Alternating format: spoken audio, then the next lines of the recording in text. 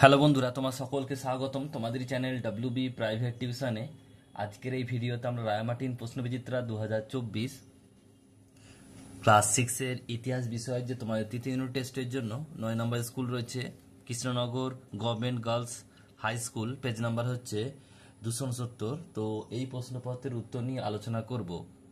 দেখো, একের দাগের প্রশ্ন বলছে যে সঠিক উত্তরটি বেছে নিয়ে লেখো। একের এক বলছে আদি বৈদিক যুগের ইতিহাস জানার উপায়, প্রধান উপায়। সঠিক উত্তর হবে অপশন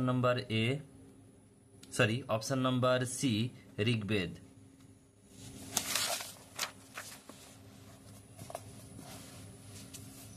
নেক্সট প্রশ্ন দেখো পরেরগুলো কি বলছে। পরের প্রশ্ন দুই একটা বলছে গায়ত্রী মন্ত্র রচিত হয়েছিল। সঠিক উত্তর হবে অপশন নাম্বার সি, সূর্য দেবতার উদ্দেশ্যে। নেক্সট প্রশ্ন বৈদিক সমাজে পরিবারের প্রধান ছিলেন। সঠিক উত্তর হবে অপশন নাম্বার সি, বাবা। নেক্সট প্রশ্ন বলছে মহাজনপদগুলি গড়ে উঠেছিল। সঠিক উত্তর হবে অপশন নাম্বার এ, খ্রিস্টীয় 6ষ্ঠ শতকে। পার্শ্বনাথ ছিলেন, 5 নম্বর প্রশ্ন, পার্শ্বনাথ ছিলেন। সঠিক উত্তর হবে অপশন নাম্বার সি, জৈন তীর্থঙ্কর। নেক্সট প্রশ্ন ইন্ডিকা বইটি রচনা করেন Megasthenes, option number C. Next প্রশ্ন রয়েছে 7-এরটা, বলছে যে জনপদ হলো। সঠিক উত্তর হবে অপশন নাম্বার এ, কৃষি ভিত্তিক এলাকা। নেক্সট প্রশ্ন 8-এরটা গুপ্ত ও গুপ্ত পরবর্তী আমলের বলছে ধর্মীয় উদ্দেশ্যে জমিদানকে বলা হয়। সঠিক উত্তর হবে অপশন নাম্বার সি, অগ্রহার প্রথা। নেক্সট প্রশ্ন পরেরটা বলছে বৌদ্ধ সাহিত্যগুলি যে ভাষায় লেখা হতো তা হলো। এটা হচ্ছে 9 নম্বর প্রশ্ন। সঠিক উত্তর হবে অপশন নাম্বার বি, পালি ভাষায়।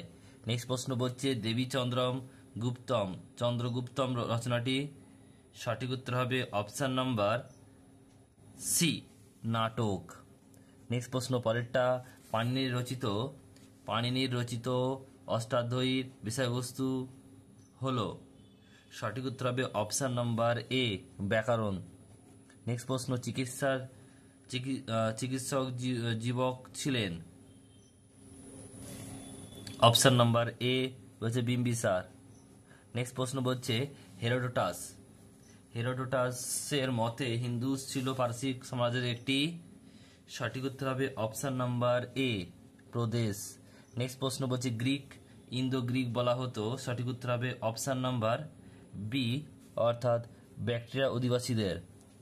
এরপর হচ্ছে দেখো তোমাদের 2-এর দাগের প্রশ্ন বলছে নিচে প্রশ্নগুলো উত্তর দাও এক-একটা। প্রশ্নগুলো পরপর দেখিয়ে দিচ্ছি, উত্তরগুলো একটু লিখে নাও, তোমরা লিখে নাও। বলছে ঋগ্বেদের বিখ্যাত 10 রাজার যুদ্ধে 10 রাজাদের পরাজিত করেন কে? উত্তর হবে ভারত গোষ্ঠীর রাজা সুদাস।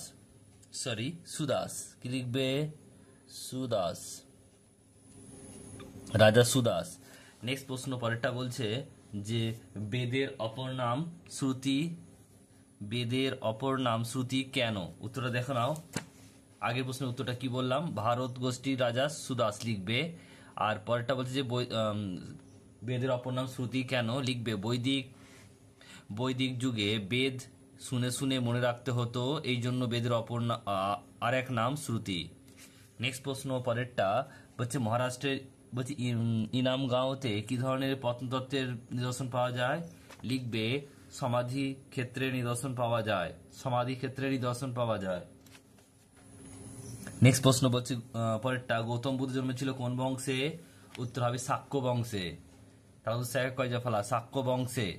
নেক্সট প্রশ্ন পরেরটা মগধের রাজধানীর নাম লেখো। উত্তর হবে রাজগৃহ। নেক্সট প্রশ্ন পরেরটা বলছে সম্রাট অশোকের উপাধি লেখো। উত্তর হবে কি? দুটো উপাধি রয়েছে, একটা হচ্ছে মগধরাজ, আর হচ্ছে দেবনং প্রিয়দর্শী। নেক্সট প্রশ্ন পরেরটা বলছে দেখে নাও, যে বলছে দম অর্থ উপাধি কার ছিল? উত্তর হবে ভীমকদফিসেস। নেক্সট প্রশ্ন পরেরটা বলছে আইহোল প্রশস্তি কার লেখা, কার রচনা? এটা হবে রবি কীর্তি।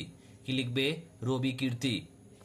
নেক্সট প্রশ্ন পরেরটা বলছে সুয়ানজাং কোন শাসনে আমলে ভারতে এসেছিলেন? এটা হবে হর্ষবর্ধনের আমলে। উত্তরটা হবে হর্ষবর্ধনের আমলে।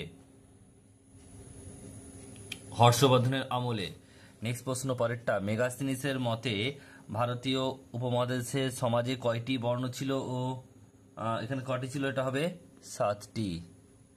নেক্সট প্রশ্ন পরেরটা বলছে দেখো যে প্রাচীনকালে সুদর্শন হ্রদটি কোথায় অবস্থিত ছিল, উত্তর হবে কাথিয়াবাড়ে।